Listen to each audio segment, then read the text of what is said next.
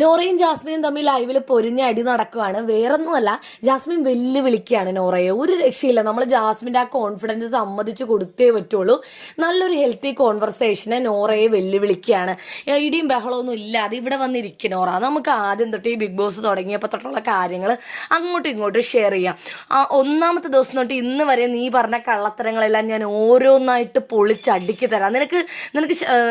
നിനക്ക് എന്റെ വെല്ലുവിളി സ്വീകരിക്കാനുള്ള ധൈര്യമുണ്ടോ? ധൈര്യം ഉണ്ടെങ്കിൽ നീ ഇവിടെ വന്നിരിക്കുന്നു പറയുന്നുണ്ട്. നോറ ഒരു രീതിയിലും പിടി കൊടുക്കുന്നില്ല കേട്ടോ. നോറ ചെല്ലുന്നേ ഇല്ല.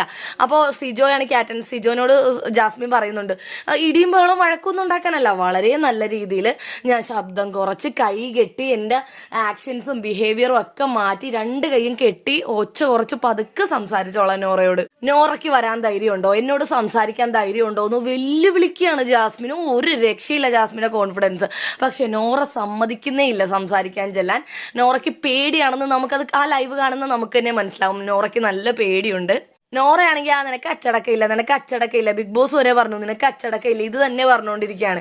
ജാസ്മിൻ പറയുന്നുണ്ട്, ഞാൻ നല്ല അച്ചടക്കത്തോടെ നിന്റെ മുമ്പിൽ ഒരു നല്ല കുട്ടിയായിട്ട് ഇരുന്ന് തരാം, നമുക്ക് സംസാരിക്കാം, വാ നോറാന്ന്. ഒരു രക്ഷയില്ല ഗൈസ്.